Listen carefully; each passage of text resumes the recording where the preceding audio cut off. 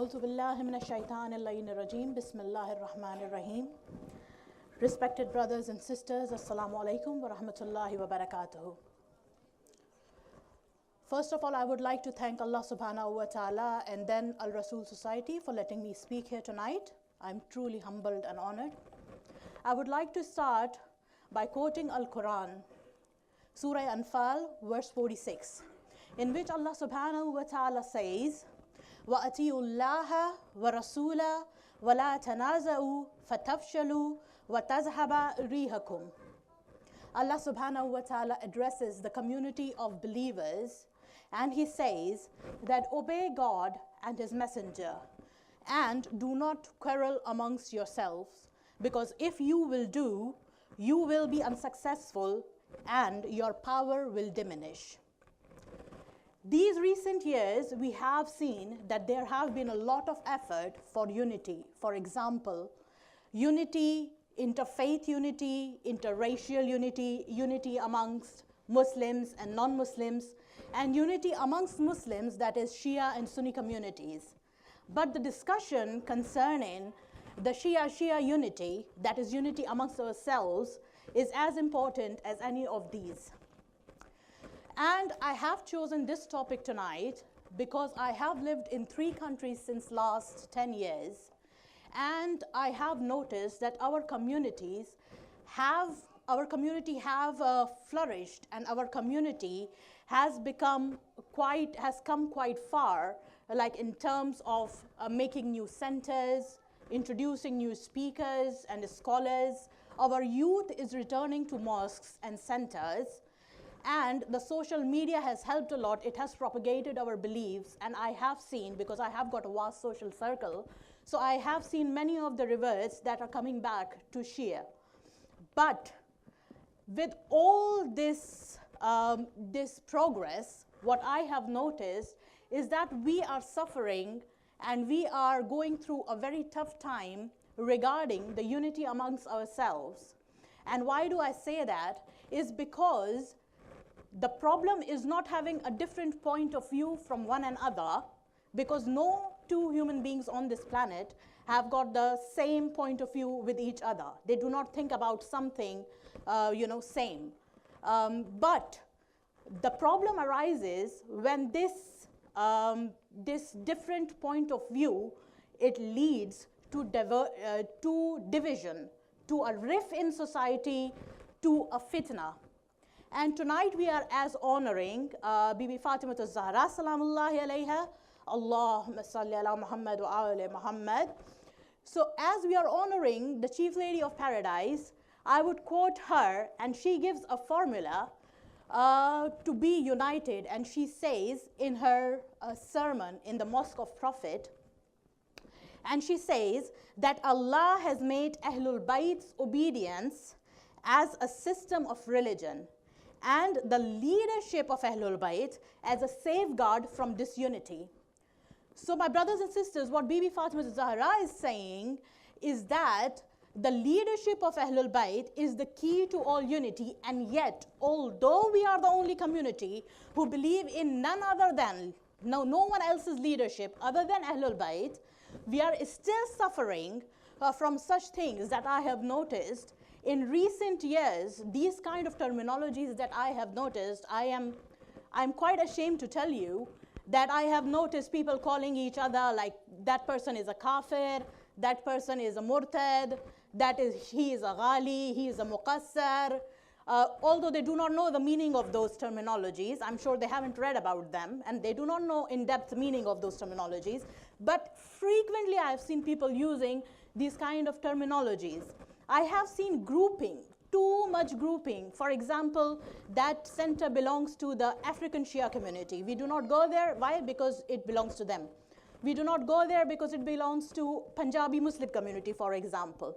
We do not, these people are from Vilayat-e-Faqih group. These people are from Shirazi group. These people are from Blah group. And the problem is that we have taken it to that level that I have seen people, as I said, that I have got a vast social circle, I have seen people actually telling other people not to come to a particular mosque if they believe in XYZ Maraja, if they follow XYZ Maraja. My dear brothers and sisters, mosque is not, if you are a patron of the mosque or you are taking care of the mosque, you are the servant of the mosque, not the owner of the mosque. Allah subhanahu wa ta'ala is the owner of the mosque. So no one has a right to tell other person not to come into a particular mosque. I have seen a couple of years ago, I have told a sister to come to, I needed to meet her and I told her to come to a particular center, and she said that she cannot come there in Muharram, in the month of Muharram, and I was like that, why can't you come there? And she said that I cannot come there because the speaker who is speaking in that mosque, he is the follower of XYZ Maraja.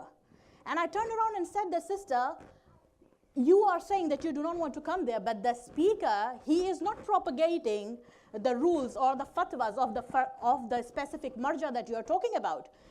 It is the month of Muharram. The speaker is specifically talking about the seerah of Abu Abdullah.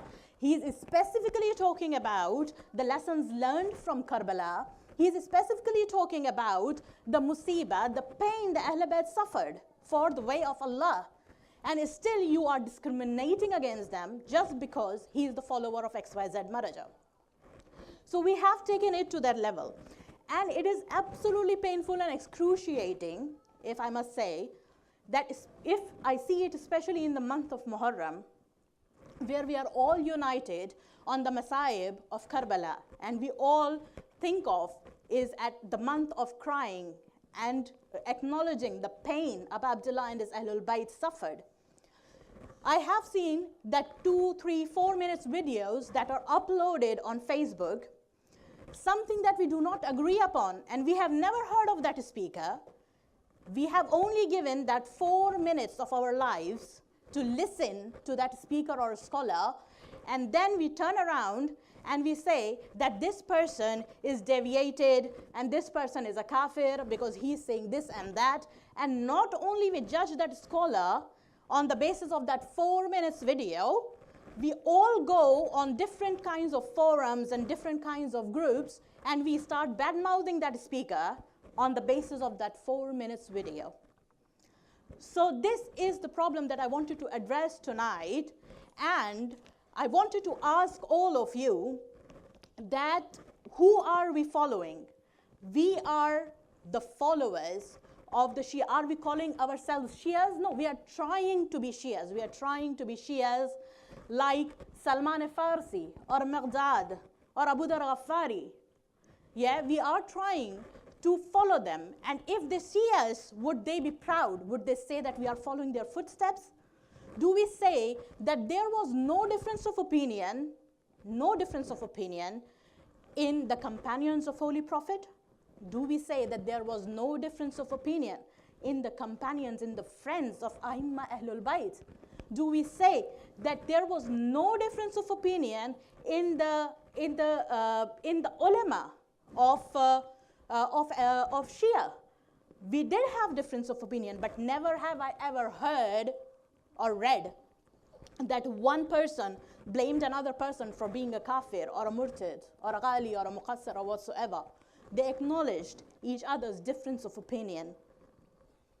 So for tonight, I would like us to ponder upon the fact that whenever we are going to see something, we are going to try and we'll see something that we do not agree upon.